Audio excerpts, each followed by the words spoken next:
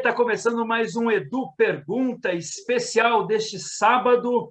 Temos aqui uma convidada também especial, mineira da minha terra, não é da minha mesma cidade, né? Ela está em Belo Horizonte. Eu vou entrevistar hoje a advogada Fernanda Soares e a gente vai conversar um pouco sobre o direito desportivo. Fernanda, muito obrigado por ter aceito o convite aqui do Edu Pergunta dentro da WebZone. Imagina, Eduardo, sempre que precisar, estou à disposição. Meu conterrâneo, né? Um prazer estar aqui. Sempre que precisar, pode me chamar com toda a disposição. Para a gente começar o nosso bate-papo, o que é mais difícil na hora de um julgamento com relação dentro do direito desportivo? Por exemplo, a gente tem a questão também às vezes o clube atrasa salário. Até nessa semana, o Senado, votou que o jogador agora, se tiver com salário de 2 meses atrasado, ele vai poder procurar outro clube, e mesmo que ele já tivesse feito 7 jogos por equipe A, por exemplo, ele pode procurar a equipe B ou a equipe C. Assim, ainda tem que passar pelo Congresso, tudo. Mas o que isso, no seu julgamento, no seu entender, pode modificar em relação a um clube associativo com relação a um clube de SAF? Deixa eu ver por onde eu vou começar. Te apertei muito? Não, é porque eu quero ser mais claro, quero não devagar muito, mas eu tenho esse problema, assim, às vezes eu não consigo ser direto. Mas sim, você tem algumas regras. O direito esportivo, uma das principais características do direito esportivo é, de fato, a autonomia.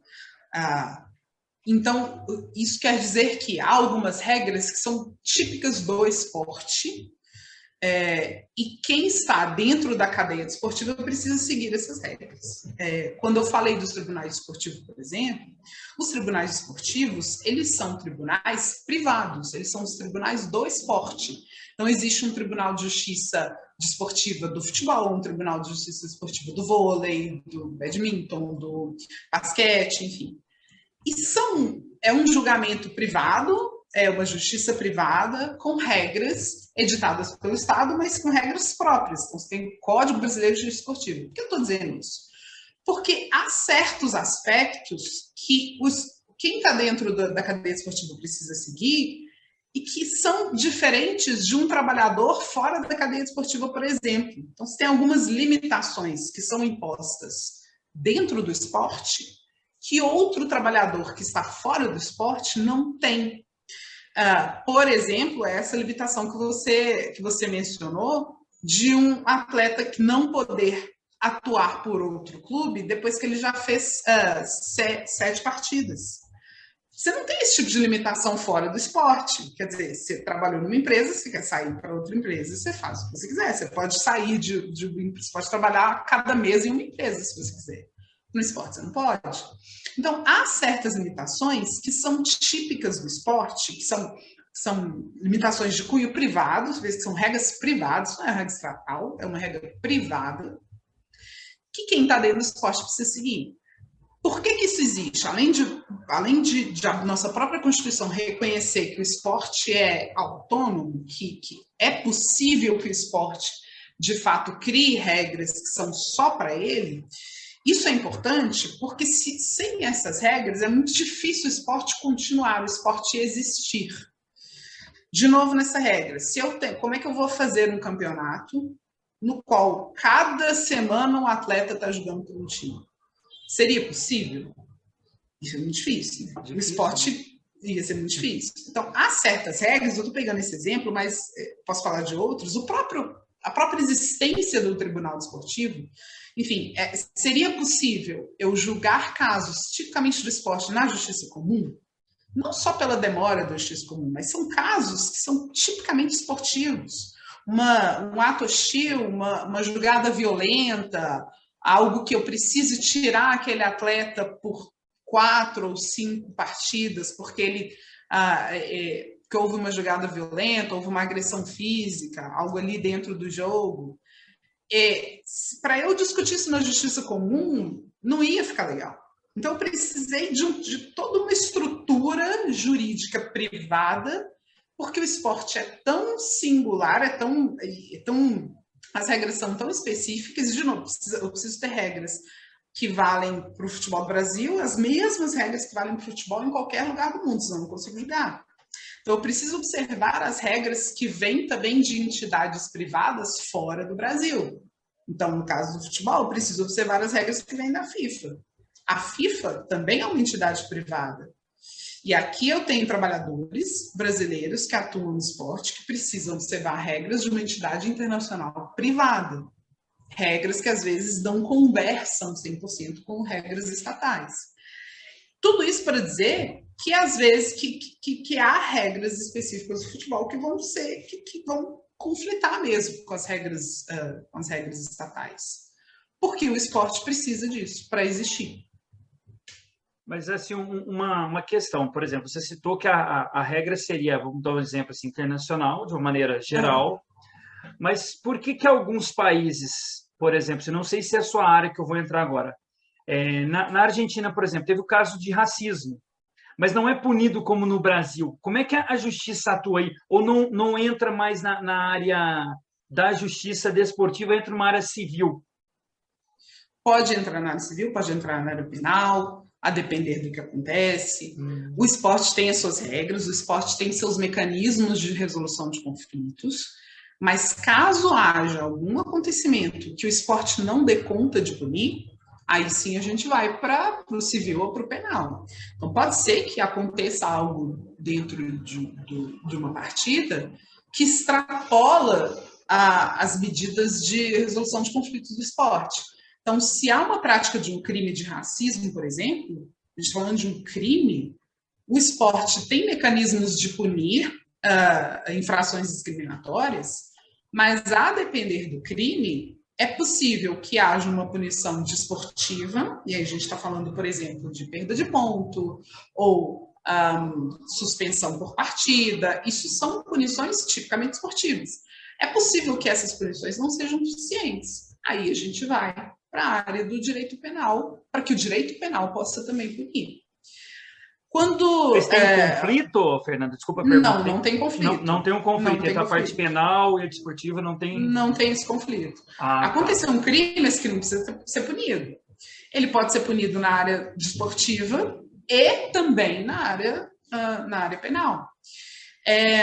No clube, caso, por exemplo, vamos fazer um fato assim, uma pessoa chega, se ela é morta fora do estádio, é responsabilidade do caso da cidade, do estado, né? Seria assim, vamos dizer, mas dentro de um estádio em que o clube está mandando, ele seria punido também pela morte de um torcedor ou não entra nisso? Ele poderia ser punido se ele, porque assim, quando o clube mandante ele precisa assegurar que aquele local assegurar que é seguro fica estranho, mas assim, garantir que aquele local é seguro para a prática desportiva. Se houve algum tipo de situação que provou que aquele local não era, de fato, adequado, seja por falta de segurança, seja por qualquer outro aspecto, o clube pode ser punido do ponto de vista esportivo, sem nenhum problema. Mas a gente está falando de um crime, esse crime vai ser investigado e punido pela justiça comum, pelo direito penal. Não há nenhum tipo de conflito. Você mencionou a questão da Argentina, do racismo, não sei se você está falando da punição recente que a Conmebol aplicou. Isso, ao Boca, né? Isso, exato. Então, como é que funciona? As competições, nós estamos falando, foi na Libertadores, né? Libertadores e Sul-Americana, elas são organizadas pela Conmebol. Não é a CBF ou a FNF que organiza. Então, quem vai punir é quem organiza a competição. Então, quem vai punir o que aconteceu numa partida da Libertadores é a Conmebol. Quem pune o que acontece numa partida de eliminatórias da Copa do Mundo é a FIFA direto. Então, você não vai passar por esse julgamento da STJD quando tem uma partida de Copa do Mundo, por exemplo. É na FIFA direto. Então, para ver quem é que vai punir, quem que vai julgar a situação, você olha para quem está organizando a competição. Então, Libertadores, quem organiza é a Conmebol, então é a Conmebol que vai punir. A Conmebol tem previsão de punição para atos discriminatórios, inclusive recentemente a Conmebol modificou o regulamento, tanto da Libertadores quanto da Sul-Americana, para prever sanções mais pesadas, mas aparentemente não quis aplicar nesse caso do Boca. Então, assim, é uma decisão da Conmebol. Não foi uma decisão da CBF, não foi uma decisão da FIFA, foi uma decisão da Conmebol. A Conmebol tem um sistema disciplinar também. É diferente do sistema que a gente tem aqui na CBF, mas a Conmebol tem um sistema disciplinar e, por meio desse sistema disciplinar, a Conmebol entendeu que a aplicação daquela sanção foi suficiente para o que aconteceu. Quando a gente tem casos de discriminação, enfim, casos de discriminação aqui no Brasil, seja no Campeonato Brasileiro, ou na Copa do Brasil, ou na Copa do Nordeste, vai ser julgado no STJD. E aí vai seguir o Código Brasileiro de Justiça Esportiva. São regras distintas das regras que são aplicadas pela Conmebol, porque é outra entidade. A mesma coisa acontece, se acontece alguma coisa no Campeonato Mineiro, quem vai julgar vai ser o Tribunal de Justiça Esportiva daqui de Minas, aplicando o mesmo Código Brasileiro de Justiça Esportiva. Mas enfim, o que eu estou tentando dizer é o seguinte: a Conmebol, a CBF, FIFA são entidades privadas com suas próprias regras de como os seus agentes precisam agir. São as entidades que emitem as regras e são as mesmas entidades que vão julgar quem desrespeita essas regras. São regras distintas. Então, aconteceu na Conmebol, aconteceu na Libertadores, é a Conmebol que vai julgar. Não vai ser, mesmo que seja um jogo entre, sei lá, Atlético Mineiro e América pela Libertadores. São dois brasileiros jogando no Brasil, mas é pela Libertadores, é a Conmebol que vai dizer o que vai acontecer. Dentro aí da sua área, assim, já teve algum caso interessante? Você não precisa citar a entidade, assim, já teve algum caso interessante, algum caso curioso que você teve que lidar dentro dessa questão do direito esportivo? Eu gosto, engraçado, eu acho tudo interessante, porque eu gosto disso. Os casos mais chatos eu acho interessante. A gente já pegou muito caso de homônimo, que dá aquela confusão, que tá jogador irregular. Esses casos eu sou também colunista do Lei em Campo, um portal Lei em Campo, um portal de direito esportivo. E eu tenho me debruçado muito sobre esses casos de discriminação ultimamente. Eu acho muito interessante. Eu li a sua coluna, por isso que eu perguntei. Eu acho há muito o que a gente pode fazer, há muito o que os tribunais podem fazer. Existe uma ferramenta interessante que é o próprio código. O código pune esse tipo de ato discriminatório, mas eu sinto que a gente ainda precisa estudar isso, a gente ainda precisa ver casos, a gente ainda precisa entender para ter um padrão de punição. Assim, o que eu faço, qual é a punição para uma torcida que se expressa de forma discriminatória? Qual a punição para um jogador que se expressa de forma discriminatória? O código prevê isso, mas a análise ela ainda precisa ser caso a caso. A aplicação desse artigo ela ainda precisa ser definida pelos tribunais, na minha opinião. Eu desenvolvo mais essa questão lá no Lei em Campo, mas eu acho que é uma ferramenta muito interessante para atos discriminatórios, sabe? E infelizmente, a gente está observando mais e mais casos de atos discriminatórios, seja por racismo, homofobia, enfim. E de novo, o que eu mencionei, mudanças culturais, elas são lentas mesmo. Isso é uma mudança cultural que vai ser lenta mesmo, assim. Durante muito tempo, a gente acreditou que isso faz parte do futebol é assim mesmo e tal. E talvez as pessoas estejam percebendo que não, que certas coisas não fazem parte do futebol. O que faz parte do futebol é uma jogada bonita, um escanteio, um lateral, isso faz parte do futebol. Uma discriminação não tem que fazer parte do futebol. Mas isso é algo lento mesmo. E eu acho que... Então, se perguntou de interessante, assim, eu tenho muito interesse quando há um caso de discriminação para ver como que o tribunal vai reagir, ver como que o tribunal vai contribuir para esse tipo de... Enfim, para a extinção desse tipo de comportamento, né? Extinção é uma palavra forte, mas assim, para mitigar esse tipo de comportamento. Eu me interesso bastante, mas casos... antes de... Eu estou no profissional, né, no Tribunal de Justiça Esportiva, mas eu entrei no tribunal trabalhando com futebol amador.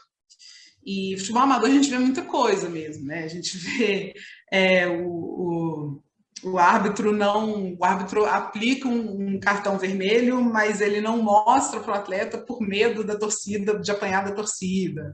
Aquelas confusões, assim, o árbitro vai relatando essas situações assim que acontecem muito em futebol amador, assim. Já peguei alguns casos interessantes, assim. Tinha um campeonato muito famoso, não sei se ainda tem, o Corujão em BH. Ainda existe ou não? Tem sim. Engraçado, será que ele... tem um tempo que eu não vejo falar do Corujão. Quem fazia muito cobertura era a Rede Globo, né? Que dava não sei aquela... se eles pararam, mas eu já até fui umas partidas do Corujão. Fernando, eu não vou extrapolar que a gente tem horário, você tem horário também. Eu vou te fazer 2 últimas perguntas para a gente encerrar o papo aqui. É muito interessante, a gente podia ficar aqui 10, 15 horas, com todo respeito, assim, mas é muito interessante. Mas, assim, 2 perguntas. Pela sua formação, que você falou também que fez relações internacionais, fez alguns cursos na área de internacional também. Isso te ajuda também numa questão, por exemplo, que nem você falou, de um conflito que vai ter, por exemplo, na Conmebol, na FIFA, com o clube? Essa é a minha primeira pergunta. E a segunda, você também você pode ser, assim, tipo uma orientadora para esses clubes ou não? A sua área é só dentro do tribunal mesmo? Dentro do direito esportivo, vou começar pela segunda pergunta, dentro do direito esportivo, há diversas áreas de atuação. A palavra que faltou seria uma consultora, isso que eu queria falar. Se você pode fazer consultoria, assim, entendeu? Sim, é possível. Uma das áreas de direito esportivo é justamente isso, né? A gente pode trabalhar junto com os clubes de futebol, fazendo essa consultoria jurídica mesmo. Há muitos aspectos dentro do clube de futebol que são tipicamente aspectos jurídicos, que são tipicamente os desportivos. O direito esportivo, ele lida com o aspecto desportivo dentro de várias situações que não são necessariamente esportivas. Vou explicar. Então, quando a gente lida, por exemplo, com direitos trabalhistas, há certas questões trabalhistas que são tipicamente desportivas. Mencionei para você que um atleta de futebol, ele é diferente de um trabalhador comum, né? Uhum. Então, uma das atuações dentro do direito esportivo é justamente isso, trabalhar junto aos clubes para assessorar sobre essas questões tipicamente desportivas. É possível trabalhar junto aos clubes, é possível trabalhar junto às entidades de administração de esporte, por exemplo, a CBF é uma entidade de administração do esporte, a FMF, enfim. É possível trabalhar dentro dessas entidades, dando consultoria para essas entidades. É possível trabalhar dando assessoria para os atletas também, diretamente para o atleta, né, para os interesses do atleta dentro de cada clube, enfim. Há uma vasta forma de atuação dentro do direito esportivo, né?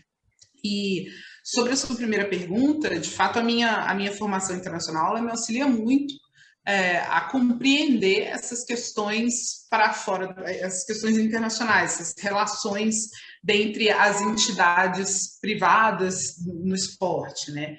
Então, há muita similaridade entre o que eu trabalhava, o que eu lidava, com o que eu lidava das entidades para fora do esporte, entidades internacionais, organizações internacionais fora do esporte, assim, como as organizações internacionais se comportam, como elas são formadas, por que elas são formadas, enfim.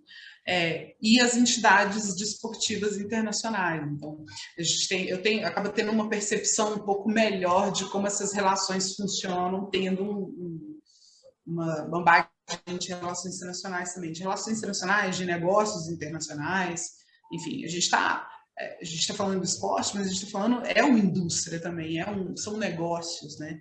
Então, entender como essas dinâmicas funcionam facilita muito o meu trabalho, de fato. Eu não sei se eu consegui responder a sua pergunta. Não, respondeu sim. Eu vou cumprir o horário, não vou tomar cartão vermelho seu hoje. Eu queria agradecer a sua participação aqui. A gente está aberto. Qualquer momento a gente pode mais uma vez conversar, mais sobre o direito esportivo, que é uma área muito ampla, né, Fernanda? Eu Sim, gostaria bastante. que você fizesse as suas considerações finais, quem quiser conhecer mais o seu trabalho, e agradecer aqui, através da equipe da WebZone Esportes aqui de Brasília, dentro do programa que chama Edu Pergunta, só por causa do nome, e deu uma reduzida só. Mas obrigado, viu, Fernanda, pela sua atenção. Imagina, eu que agradeço muito o convite, como eu mencionei, eu estou sempre à disposição, se quiser me chamar para comentar algum assunto específico que acontece no direito esportivo, eu estou sempre à disposição, foi um prazer a gente bater esse papo, é o que você falou, assim, se deixar a gente pode ficar de fato o dia inteiro, porque é muito interessante, eu sou suspeita para falar, porque eu sou apaixonada com essa área, mas estou sempre à disposição para a gente bater esse papo. Eu estou como colunista, né, no Lei em Campo, então toda segunda-feira tem uma coluna minha lá chamada Tribunal da Bola, então toda segunda-feira eu estou lá. Também estou no Twitter, meu Twitter é @fersoares, F-E-R, Fer Soares. Eu não tenho tanta frequência assim no Twitter, mas quando acontece alguma coisa eu gosto de comentar, então eu faço uns fios lá um pouquinho para desenvolver um pouquinho mais o raciocínio, enfim. Então, sempre que acontece alguma coisa eu comento alguma coisa dentro do esporte. Eu procuro comentá-la também. Eu acho que é isso, no Lei em Campo e no Twitter vocês conseguem me encontrar. Mas, de novo... Você que faz a pauta do Lei em Campo, como é que seria isso? Eu tenho um espaço toda segunda-feira, então eu tenho um você espaço... escolhe o assunto. Geralmente, eu escolho o assunto. Sim, geralmente, eu gosto de escrever sobre justiça esportiva, então, geralmente, eu escrevo sobre justiça esportiva, mas há colunas minhas lá falando, por exemplo, de Lei Geral de Proteção de Dados, que eu trabalho com proteção de dados aqui no escritório também, trabalho com direito esportivo e com proteção de dados, então eu tenho alguns artigos também falando sobre proteção de dados no esporte lá no Lei em Campo. Enfim, é mais justiça esportiva, LGPD, mais esses temas que eu costumo abordar na minha coluna lá no Lei em Campo. Sim. Se eu roubar só um minuto, que agora essa proteção de dados seria de que maneira dentro do esporte? Você pode explicar rápido para a gente não tomar muito seu tempo? Claro, sim. Porque surgiu uma dúvida agora, eu nunca tinha ouvido falar. Não? Não. A Lei Geral de Proteção de Dados é uma legislação relativamente nova, né? Ela é de 2018, e ela protege, ela vai regular o uso né, de dados pessoais. Então, quando a gente está falando, há algumas indústrias, há alguns aspectos sobre dados pessoais que são específicos do esporte também, então eu falo um pouco sobre isso. Dentro do futebol, especificamente do futebol, a gente tem algumas questões sobre, por exemplo, tratamento de dados pessoais de atletas, tratamento de dados pessoais de torcedores, enfim. Eu falo um pouquinho sobre isso, sobre como lidar com dados pessoais dentro do futebol. Há questões específicas, por exemplo, como dados de saúde. Dados de saúde são dados pessoais sensíveis, então a lei acaba protegendo esses dados pessoais com um pouco mais. Então, é preciso lidar com eles de uma forma especial. Enfim, é mais ou menos sobre isso que eu falo no meu coluna. Tá certo. Vou agradecer mais uma vez a advogada Fernanda, que esteve aqui com a gente dentro do programa Edu Pergunta. Nos vemos no próximo sábado. Obrigado mais uma vez.